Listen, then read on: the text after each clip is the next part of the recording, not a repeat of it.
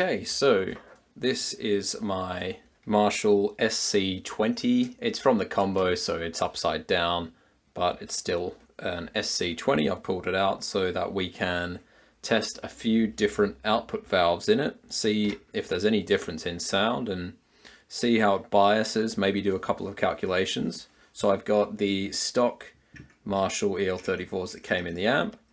I've got a pair of 6L6s, a pair of EL34 II, 5881s, and some KT88s. This resistor here is your cathode resistor that pretty much determines the bias level of the amp. So we can use the rubbernet calculator, which is a really handy tool. This is a 5-watt resistor, so you can't really just have a little bias pot in there. It's a fixed value, so the bias is somewhat set. I've seen musings on the forums about it being somewhat on the cooler side from the factory, which makes sense, but hey, the amp still sounds great to me. Cranked and at lower volumes, I really do like the SC and the SV20, and I've owned 100-watt Marshalls in the past. They were great, but this is a little bit more manageable, and even into a load box, I still love it. If you do miss that extra low end response, you can EQ it back fairly easily. In my opinion, it's much easier to sort of add a bit of bass thump with EQ compared to trying to add presence and treble back in, because you get a lot more of a sort of phasey sound when you're doing that, in my experience. So we do have a couple of resistors here that we can chuck in parallel with this 150 ohm if we want to adjust how hot the bias is. So we can take a look at some of the calculations once we've measured voltages on here. So let's chuck the stock valves in there and see what's going on.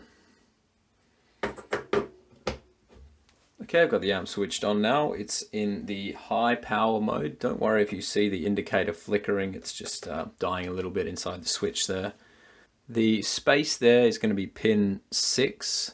So 8 and 1 are connected on both. These are the EL34 bases here. So this is the cathode here, 18.7 volts, and I believe pin 3, so 302. So according to Rob's calculator, we have 302 less about 19 volts.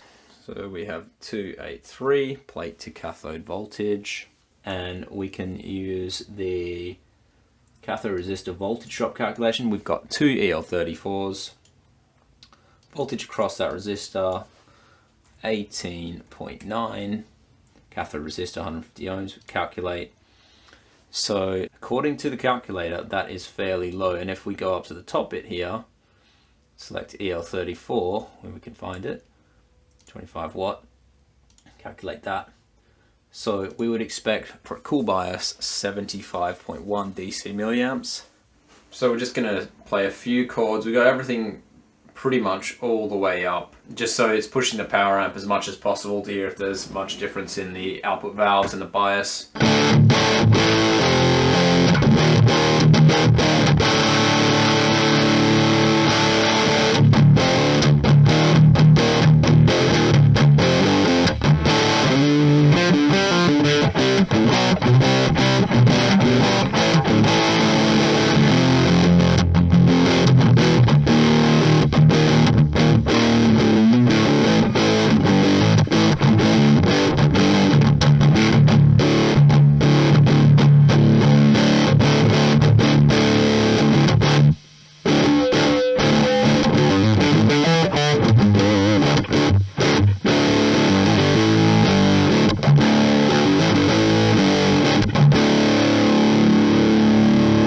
We can chuck a resistor in parallel, although we've got a moving target here, so we can't calculate the value of that resistor for a desired cathode bias. But you know, we can bring it up a bit. So let's see what we get by changing that resistor.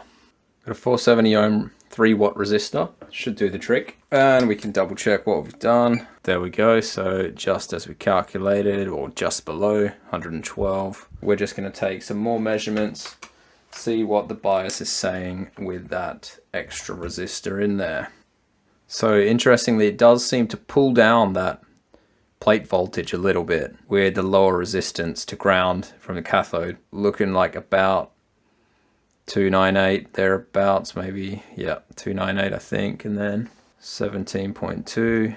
Plugging those values in, so 72 milliamps would be what we're getting, and okay, it's brought it slightly closer, but kind of trying to get a bit higher here. I'll recalculate that actually. 280.8, 75. So that should be a little bit more in the range of at least cool now. We could try and bring it up further, but it might just, to be honest, it might just drop the plate voltage more. We'll take another look. 296 now. Still pretty close to 17.2 on the cathode. We can try and go even lower and put a 220 ohm resistor instead. That'll give us 90 ohms from the cathode to ground. We can give that a try. But let's just quickly listen to it how it is.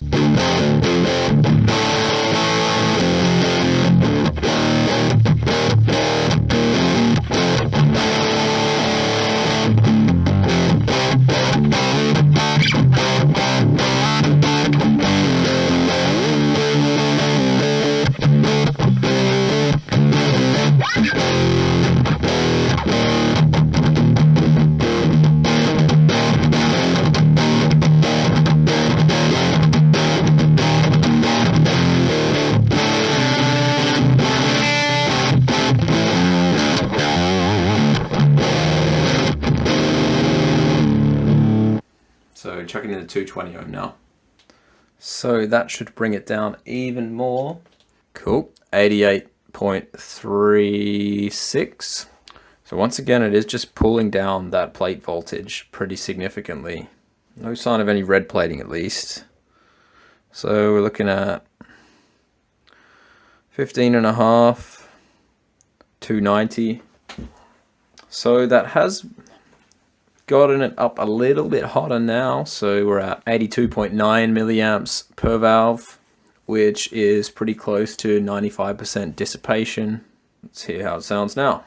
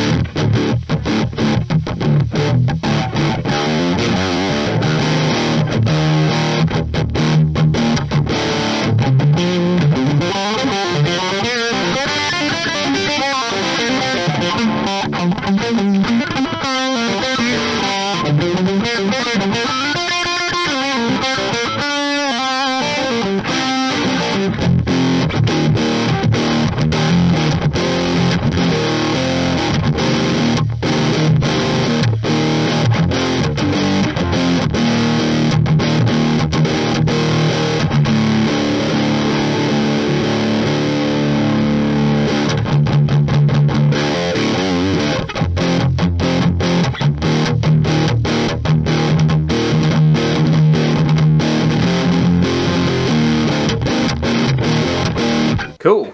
Now let's try some different output valves. And you know what we're going to do first. The KT88s, baby. So 20.5 cathode to ground, 277 on the plate. We're calculating roughly 110 milliamps across that cathode resistor.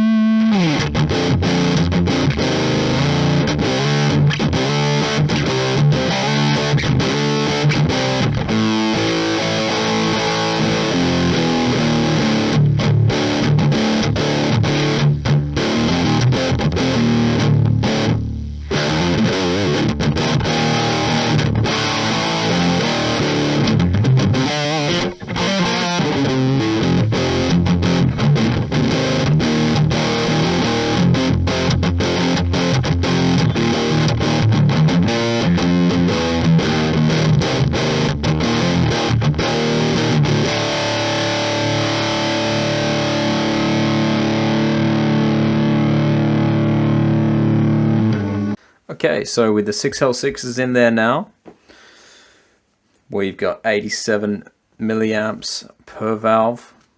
So it's still cold, 79% plate dissipation per tube.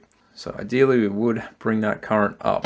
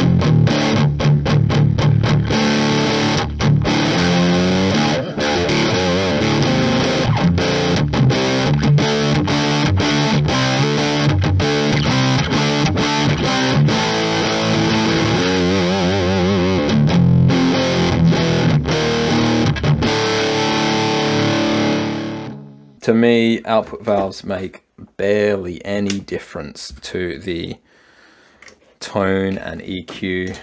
Obviously, Marshall amps get a lot of distortion from the phase inverter. That's something, but the actual output valves,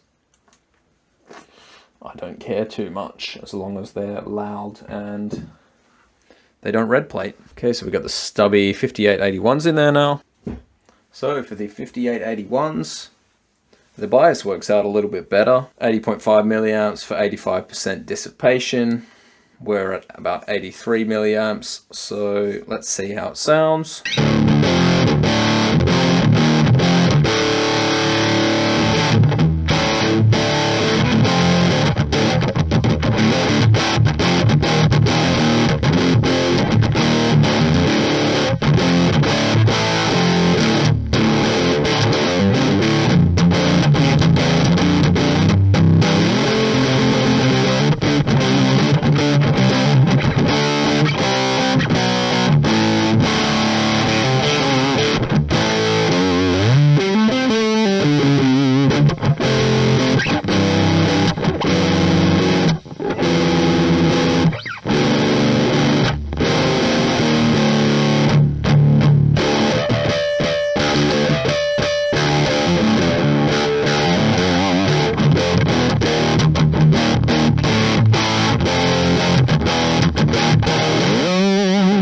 So last but not least, we've got the EL34 IIs. We're just going to put them in the calculator as standard EL34s though. I believe they are the same output. So it looks like we got 15.7 and 288. Gives us 84 milliamps per valve. We're getting a higher percentage plate dissipation out of these, which is nice. 78 milliamps for cool. We're at 84, so we're closer to the 95% average, which is supposedly a bit better. Let's have a quick listen to these and then we are done.